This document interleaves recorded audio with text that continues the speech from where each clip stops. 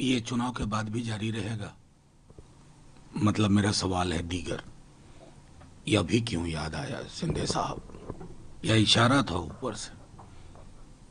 मैं अगर टोल को लेकर के कोई आपको योजना बनानी है, कोई नीति बनानी है, समेकित बनाइए। ये चुनावी टोल फ्री करना बहुत बुरा लगता है कि साहब सोच समझ समग्र दृष्टि नहीं है। गारंटी दीजिए कि और भी इसके अलावा जहां जहां लोगों की डिमांड है, खास करके डिस्टेंस को लेकर के वगैरह, तो वहां फ्री करिए ना। संजय राउत कह रहे हैं कि देखिए इस उन्होंने एक तरह से गैंगवार बढ़ गया है, अंडरवर्ल्ड का सपोर्ट इस सरकार को हासिल है। उन्होंने उदाहरण दिया कि 5,000 करोड़ का अगर ड्रग्स पकड़ा जाता है, इसका मतलब है कि 50,000 करोड़ का ऑलरेडी ड्रग्स डिस्ट्रीब्यूट हो चुका है। यहाँ तक वो आरोप लगा रहे हैं कि गुजरात के जेल से बैठा हुआ आदमी अगर किलिंग करवा रहा है तो चुनौती तो गुजरात पुलिस के सामने है। नहीं नहीं नहीं, देखिए उससे ज्यादा महत्वपूर्ण नहीं है नारकोटिक्स जो चीजें निकल करके आ रही हैं। ये नारकोटिक्स का जो पूरा का पूरा है कार्टेल, उस कार्टेल का ऑपरेटिव फ्रेमवर्क, उस कार्टेल के किंग पिन जैसी खबरें हैं, सत्ता प्रतिष्ठान से बहुत निकटता का संबंध है। और मैंने कल भी कहा था कि जिस गैंग का नाम आ रहा, जेल में बैठा व्यक्ति अगर ये कर पा रहा है, बाबा सिद्दीकी ऑर्डिनरी आदमी नहीं थे, विधायक थे, कई अवसरों पर उनसे मुलाकात भी हुई थी, अगर ये कर पा रहे हैं तो ये प्रमाण पत्र भी है वहां की सरकार को कि तुम हो नहीं भाई, यू डोंट एग्जिस्ट। महाराष्ट्र की गवर्नमेंट, यू डोंट एग्जिस्ट।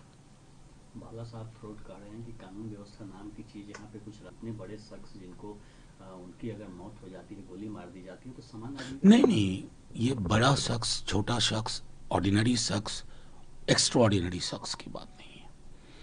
मैं कह रहा हूं कि जिस तरह से यह हत्या हुई और जिस इलाके में हुई, वो अपने आप में इस बात को इंगित करता है कि वहां की सरकार किसी और के हाथ की कठपुतली है। They can't take decisions. और आप अभी आरोपी गिरफ्तार हो गए, अब हेडलाइन मैनेज कर रहे हो आप। You failed in your duty, acknowledge it.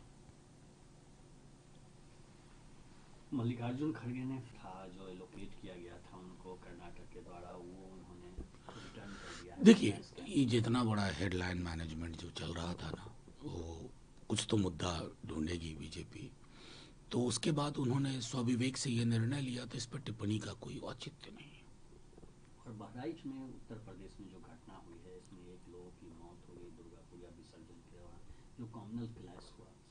देखिए, मौत हुई, उस परिवार पे क्या बीत रही होगी, लेकिन बाकी परिवारों पे क्या बीतती है।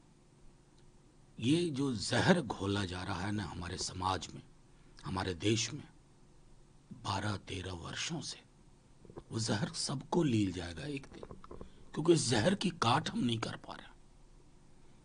फलाना की मौत हुई तो चिल्लाना ताली पीट रहे हैं, चिल्लाने की मौत हुई तो फलाना ताली पीट रहे हैं। एक दिन ताली बजाने वाला कोई नहीं होगा।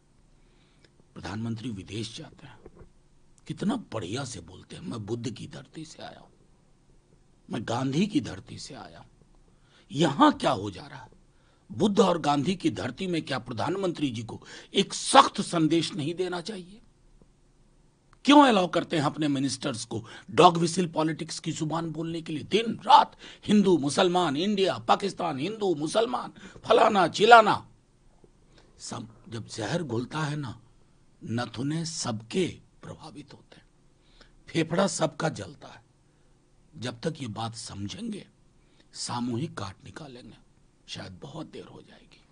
उत्तर प्रदेश के मुख्यमंत्री कह रहे हैं, साथ में कह रहे हैं कि जो भी लोग इसमें शामिल हैं, कड़ी से कड़ी कार्रवाई हो। नहीं नहीं, कड़ी से कड़ी कार्रवाई करिए, लेकिन जहर बोने वालों पर लगाम लगाइए।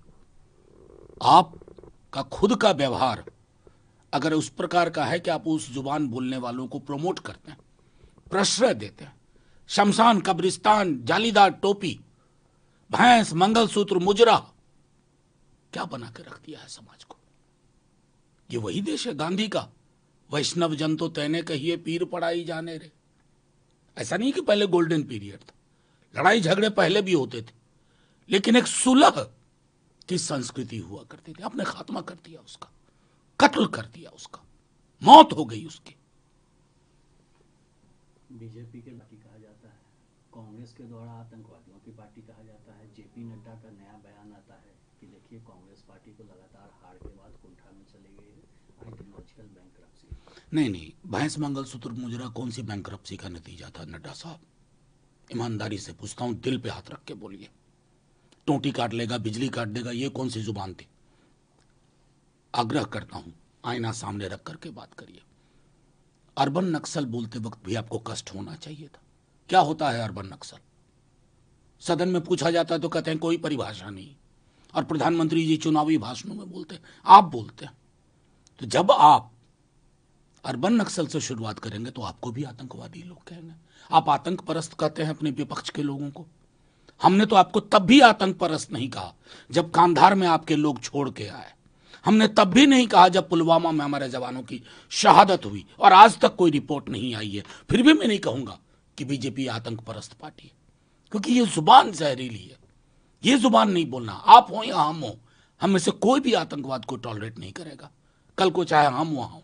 लेकिन अपने विपक्ष को ही कहना, तब तो आप साइकिल को जनरेट कर रहे हैं। आप बोलेंगे फलाना तो वो बोलेगा चिल्लाना।